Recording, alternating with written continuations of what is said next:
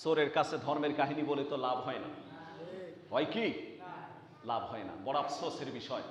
এজন্যই আজকে যারা নামাজ পড়তে এসেছেন সে সমস্ত মুসল্লিদেরকে একটা কথা লক্ষ্য করে বলবো, সমর্থনের সময় আসলে আমরা অনেকেই জানি না ভোট শব্দের অর্থটা কি।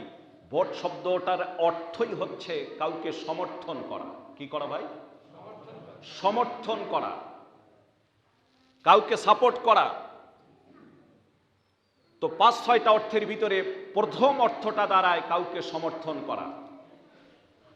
আমি এমন কিছু ব্যক্তিকে সমর্থন করলাম যে ব্যক্তিটা চোর, বদমাইশ, বাটপার, লুটপাস, যার কারণে তারা নির্বাচিত হওয়ার পর লক্ষ্য করলে দেখা যায় যে দেশের সম্পদ লুটিয়ে ফুটিয়ে খেয়ে রাতারাতি আঙ্গুল ফুলে করা গাছ, জনগণের যে দশা সে দশাই থেকে যায়।